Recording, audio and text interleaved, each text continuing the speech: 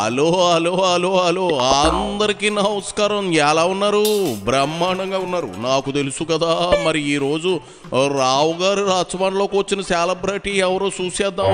మరి ఈ వీడియోకి ఒక లైక్ ఇచ్చేసి అలాగే మరి కేకే న్యూస్ని సబ్స్క్రైబింగ్ చేసుకునే పనిలో మీరు ఉండండి. ఎవరు బాబు రాచమండ్లోకి వచ్చిన సెలబ్రిటీ? ఓహో, ఇదిగో ఏపీలో ప్రస్తుతం ఒకటే టాపిక్ నడుస్తూ ఉంది. అదే జగన్ని బాలయ్య సైకో అన్నాడని వైసీపీ నేతలు గుండెలు బాధేసుకుంటూ ఉన్నారు. ఆ వరుసలో పాలేరు పేరుని నాని కూడా జాయిన్ అయిపోయాడు. ఈయన బాధ చిరంజీవిని బాలయ్య వ్యంగ్యంగా మాట్లాడాడని కాదు, జగన్ని బాలయ్య సైకో అనేసాడని. కానీ మెగాస్టార్ని మాత్రం తెగ వాడుకుంటూ ఉన్నాడు.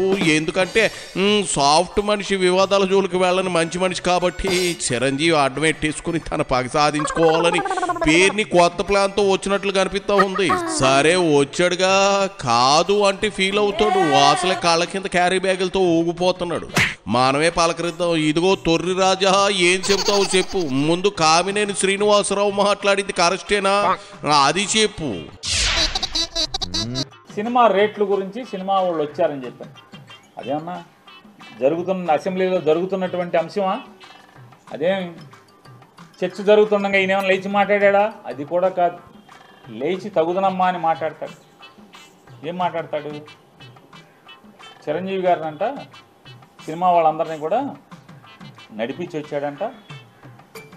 నడిపించి వచ్చి నేను రాను మాట్లాడతాకి వచ్చిన తర్వాత వాళ్ళందరూ వచ్చాక మన సినిమాటోగ్రఫీ మంత్రితో మాట్లాడుకుని పొమ్మనండి వాళ్ళని, నేను రానని చెప్తే చిరంజీవి గారు పెద్ద పెద్ద అరుపులు వచ్చాయంట, రంకులు వేసాడంట. తమాషాగా ఉందా అది ఇదని వెంటనే భయపడి జగన్ గారు వచ్చి వాళ్ళతో చర్చలు జరిపాయంట. అరే వయసుకి హోదాకి ఎమ్మెల్సీ చేసాం, మంత్రి చేసాం, మళ్ళీ ఇప్పుడు ఎమ్మెల్యేగా ఎలగబెడుతున్నాం. 80 ఏళ్ళ వయసు. విచక్షణ, ఇంగిత జ్ఞానం ఏంటయా అంటే గోతిగాడి నక్కలాగా మంత్రి కావాలి.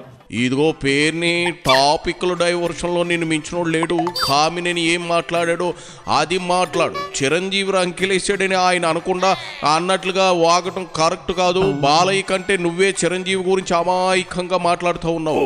ఎవరే ఉద్దేశంతో మాట్లాడతారో కూడా నువ్వే చెబుతావా? నువ్వు జ్యోతిష్యుడు. మరి అలా జరగలేదనే కదా బాలయ్య చెప్పాడు. మరి ఆయన మీద ఎందుకు ఊగిపోతున్నారు మీ వైసీపీ వాళ్ళు? నిజంగా చిరంజీవి గారు గడ్డి పెట్టాడు కాబట్టి సరిపోయింది. వాళ్ళ తమ్ముడు గారు మాట్లాడినప్పుడు మళ్ళీ తమ్ముడు బాధపడతాడేమో సైలెంట్గా ఉండకుండా అదృష్టవశాత్తు బాలకృష్ణ వేసాడు. బాలకృష్ణ వేసి అంటే బాలకృష్ణకి బాధ ఏంటంటే ఇప్పటికే చచ్చిపోతున్నాడు బాలకృష్ణ. పవన్ కళ్యాణ్ ఉప ముఖ్యమంత్రిగా హెలికాప్టర్లో విమానాల్లో తిరుగుతాం, వాళ్ళ బాగా వంగి నమస్కారాలు పెడతాం. ముఖ్యమంత్రితో సమానంగా జామర్లు ఉన్న కారు, ముందు ఒక 3 పోలీస్ కార్లు, వెనక ఒక 10 పోలీస్ కార్లు. అసలు మామూలుగా పవన్ కళ్యాణ్ కారు దిగంగానే వాళ్ళ బావ కన్నా ఎక్కువగా ఓ 25 మంది పోలీసులు చుట్టూ సఫారీలు వేసుకుని తుపాకులు వచ్చుకుని ఓ 25 మంది పోలీసులు. కొత్తలాడిపోతున్నట్టున్నాడు మనోడు. మామూలుగా ఉడుకుతున్న అన్నానికి అడుగుని సెగలేరితే మామూలు పొంగు వచ్చినట్టుగా లోపల మ్యాన్షన్ హౌస్ ఫుల్లుగా. మీ హయాంలో మ్యాన్షన్ హౌస్ తీసేసి జగనన్న సారా బుడ్డు పెట్టారని కోపం ఏమో పేరుని ఓసారి చూసుకో.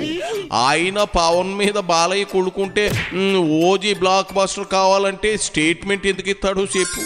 మీరంటే మీకు అనుకూలంగా ఇప్పుడు చిరంజీవిని, పవన్ని, చంద్రబాబు, లోకేష్కి దూరం చేయాలని అవకాశాన్ని ఆలోచనతో వాడుకుంటూ ఉన్నారు. కాబట్టి కూటమి కోటలు బీటలు తెచ్చే పనిలో మునిగిపోయారు. ఎందుకంటే వాళ్ళు కలిసి ఉన్నంత వరకు జగన్కు ప్రతిపక్ష హోదా కోసం రావాల్సిన 18 సీట్లు కూడా రానివ్వరని మీకు తెలుసు కదా. ఇప్పుడు ఛాన్స్ వచ్చిందని ఇట్ట వాడుకుంటూ ఉన్నారు. సరే చెప్పు, ఏం చేద్దాం? వినటానికి నేను ఒకరిని ఉన్నాను కదా, చెప్పు నీ సోళ్ళు. రాను ఏమైపోతుందంటే ఇట్లాంటి వాళ్ళ మూలంగా ఆర్టీసీలో కండక్టర్కి డ్రైవర్కి డ్యూటీ ఎక్కేప్పుడు బ్యాందీ సారా తాగేప్పుడు పెడతారా గొట్టం ఏంటంటే నోట్లో గొట్టం పెడతారు, బ్రీత్ అనలైజర్. ఆ బ్రీత్ అనలైజర్లో అసెంబ్లీ గేట్ కాడ కూడా తలుపు కాడ కూడా పెట్టాల్సిన పరిస్థితి వచ్చేసింది. రాబోయే ఇక మామూలుగా ఇట్లాంటి వాళ్ళు ఉంటే ఇక అంతే కదా, ఏమవుద్ది? అసెంబ్లీ తలుపు కాడ లోపల తలుపు తీస్తారు మామూలుగా హాల్లోకి లోపలికి వెళ్ళి అక్కడ బ్రీత్ అనలైజర్ పెట్టి ఎమ్మెల్యేలను కూడా లోపలికి పంపించాల్సిన పరిస్థితి వచ్చేసింది కదా. తప్ప తాగి కళ్ళు నెత్తికెక్కి మాట్లాడతాడు, సైకో అంటాడు. ఎవడు సైకో? బాలకృష్ణ ఎవడు సైకో? ఎందుకు సైకో? పవన్ కళ్యాణ్ హోదాని ఆ వెలుగుని చూసి ఏడవలేక సైకో. నువ్వు సైకో. ఎవడికి సైకో? మాకేం సైకో? ఏం చేశాడు సైకో? సిగ్గు లేకుండా నేను కలవలేదని చెప్తావా? బ్రీత్ అనలైజర్ పెడితే ముందు దొరికేది మీ కొడాలని అని మీ సిదిరి అప్పలరాజులే. వాళ్ళు ఎప్పుడు ఆన్లోనే ఉంటారు కదా.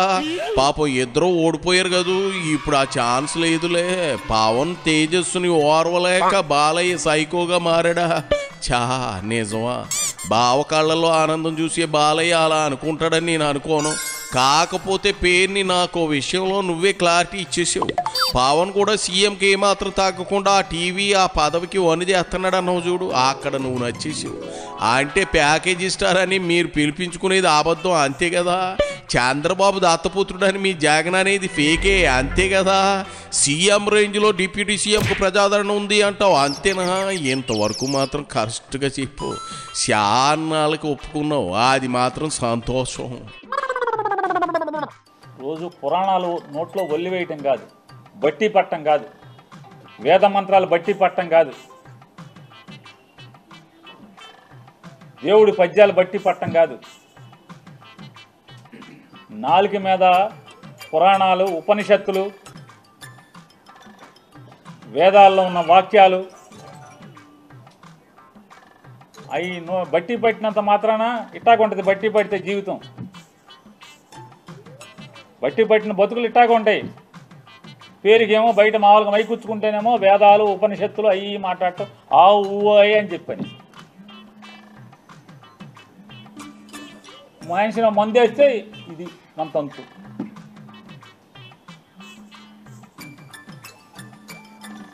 కామినేని శ్రీనివాస్ చిరంజీవిని పొగుడుతున్నాడు.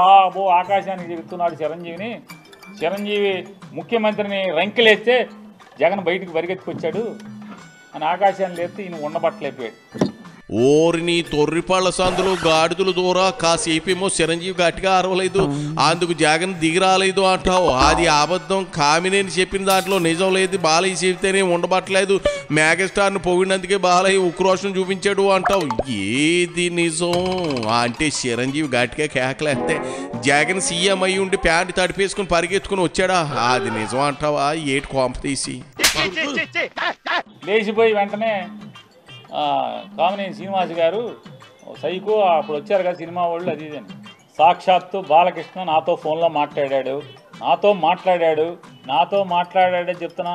నాకు జన్మ ఇచ్చిన నా తల్లిదండ్రుల మీద ప్రమాణం చేస్తున్నా, నువ్వు చేయి నాతో మాట్లాడలేదని చెప్పాను. మీ అమ్మ నాన్న మీద మాటకి చెప్తారు కదా. అరే ఎన్టీ రామారావు గారు, బసవతారకం గారు ఎంత క్యారెక్టర్ ఉన్నవాళ్ళు, ఎంత సంస్కారవంతంగా బతికారు వాళ్ళు, ఎంత సంస్కారవంతంగా బతికారు. వాళ్ళ కడుపున పుట్టి ఈ రకమైనటువంటి నీచపు మాటల అసెంబ్లీలో ఏం మాట్లాడాడు బాలయ్య చెప్పకుండా ఈ డైవర్స్ అనేది పేరుని? సరే మాట్లాడాడే అనుకుందాం. అయితే ఏంటి, నీకేం కొమ్ము లేవుగా, నువ్వు అప్పటికి సినిమాటోగ్రఫీ మంత్రి, అందుకే మాట్లాడి ఉంటారు, తప్పే ఉంది. అయినా నువ్వేమైనా ఊడిపడ్డావా? జగన్ ఏమైనా దిగి వచ్చాడా?